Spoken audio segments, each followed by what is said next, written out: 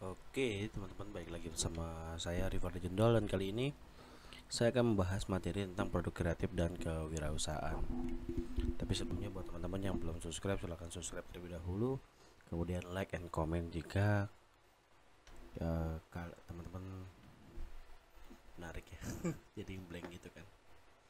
Oke, nggak usah bertele-tele lagi, langsung aja masuk ke materinya. Produk kreatif dan kewirausahaan. Nah, ini disingkat PKK ya, kelas 12. Yang pertama ada perencanaan produksi massal. Udah jelas nih di sini kita terpampang ya. Perencanaan produksi massal. Yang pertama ada pengertian produksi massal, ciri-ciri produksi massal, kemudian perencanaan produksi massal. Penentuan pasar. Melihat kebutuhan pasar, menganalisis daya minat masyarakat, terus kemudian perincian modal. Kita masuk di pengertian produksi massal. Tujuan produksi adalah untuk menghasilkan suatu barang, menambah dan meningkatkan nilai guna barang yang sudah ada, serta memperoleh tambahan penghasilan untuk memenuhi sebuah kebutuhan manusia. Hasil suatu produk itulah yang didistribusikan dan dikonsumsi masyarakat secara luas.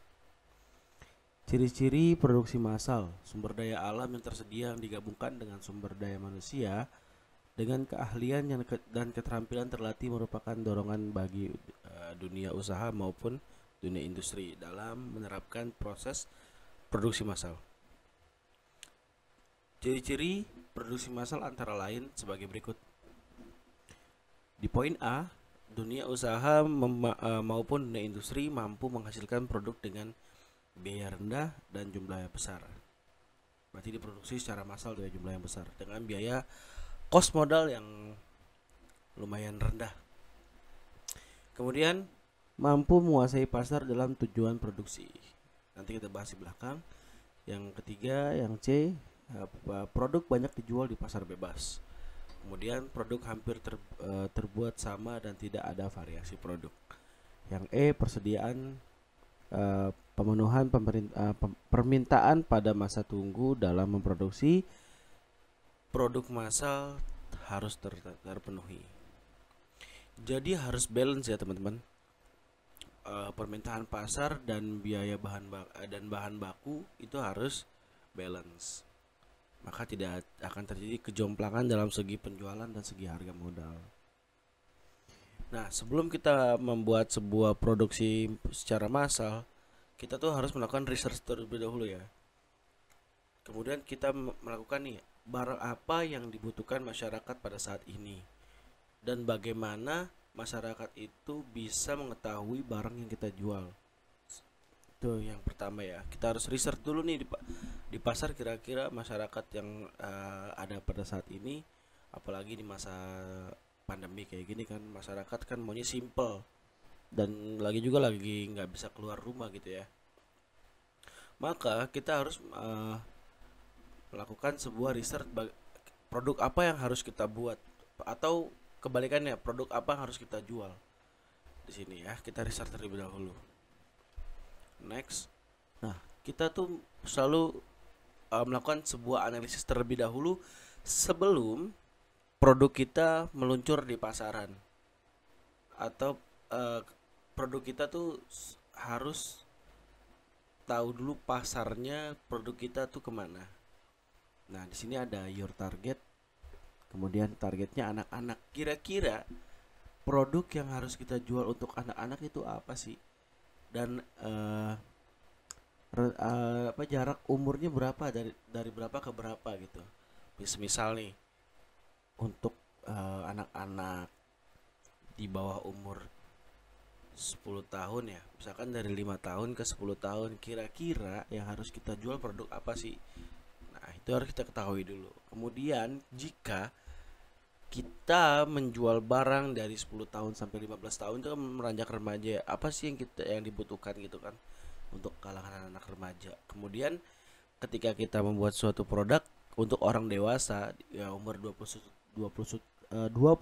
tahun sampai umur 40 tahun ya, kira-kira apa sih produk yang dibutuhkan gitu. Contoh kalau anak-anak kan biasa tuh yang menarik gitu kan, kalau anak-anak biasa kita jual snack-snack ringan dengan biaya yang lumayan kecil, kemudian pasokan untuk didistribusikan ke pasar, eh, di pasaran kan ibaratnya harus banyak juga gitu. Nah, ini untuk anak-anak kalangannya. Untuk remaja kira-kira apa nih? Untuk remaja zaman sekarang, misalkan kita menjual baju, kita kan nggak punya pabrik nih untuk membuat sebuah kerajinan tekstil untuk membuat sebuah bajunya, tapi kita membuat sebuah desainnya nih, sebuah desainnya untuk anak remaja. Kemudian kita melakukan vote di sosial media, nah desain ini yang bagus, kemudian banyak juga yang vote. Nah, barulah kita cetak. Nah, ini untuk pasarnya ya, menentukan pasarnya di mana produk itu akan meluncur. Kemudian orang dewasa nih, produk orang dewasa apa sih misalkan? Apakah kita mau menjual sebuah alat kesehatan untuk orang dewasa, untuk yang dibutuhkan sekarang kayak kita menjual masker, itu kan bisa jadi kan kayak gitu untuk orang dewasa. Atau juga kita bisa menjual kayak kopi gitu kan, biasa bapak-bapak untuk mengkonsumsi kopi itu dalam rentan umur 21 tahun sampai dengan 40 tahun. Kira-kira kopi apa yang cocok untuk umur 21 tahun sampai 40 tahun gitu kira-kira. Kalau ada kesalahan ya nggak apa-apa, dikoreksi aja. Next kita melihat, nah tadi saya bilang nih, ini kebutuhan pasar nih. Di kiri layar kalian ada pasar tradisional, di kanan kalian ada pasar modern. Perbedaannya apa sih pasar tradisional dan pasar modern? Nah, yang pertama tuh yang secara tampilan ya, kita bisa lihat pasar tradisional terlihat tidak beraturan dalam segi tatanan layoutnya ya, dari cara menyusun barang, dari cara melayani sebuah pembeli gitu kan.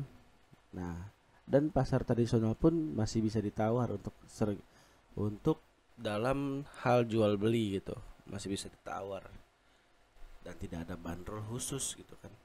Semisal kalian mau beli kelapa di pasar tradisional, misalkan si penjual bilang harganya 10.000, kita tawar menjadi 7.000. Nah, itu ada namanya proses negosiasi dalam jual beli.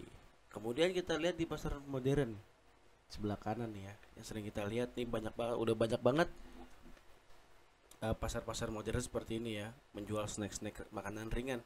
Nah, bisa kita lihat nih kebutuhan pasarnya si pasar modern itu lebih lengkap.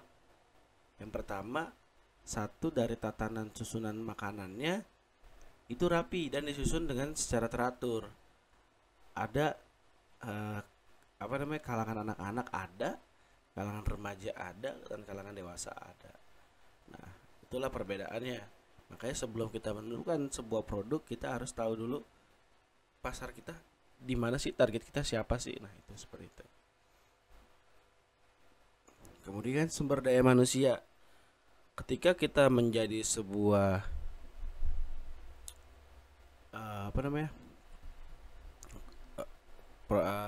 pemilik pasar gitu, misalkan kita nih pemilik pabrik lah istilahnya gitu kan, atau kita menjadi seorang distributor atau supplier yang membuat sebuah produk gitu. Nah, ketika kita sudah mengetahui sebuah pasar kita di mana, target kita siapa, maka dari itu kita baru melakukan sebuah proses produksi. Nah, sebelum kita melakukan proses produksi massal, ada baiknya kita memikirkan target pasar yang akan kita tuju. Setelah itu baru kita lakukan proses produksi secara massal dan melibatkan karyawan sebagai tenaga kerja untuk membantu berjalannya suatu proses produksi. Jadi ya kesimpulannya adalah jangan gegabah dalam melakukan sebuah langkah ya, karena kita berjualan itu harus mengetahui dulu sebelum kita mengeluarkan modal terlalu besar tapi nanti nggak laku, ujung-ujungnya bangkrut gitu. Oke, sekian, terima kasih dari saya. Jangan lupa like, comment, dan subscribe. Mohon maaf jika pembahasannya agak bertele-tele atau agak belibet-belibet ngomongnya ya. Oke, thank you. See you the next video.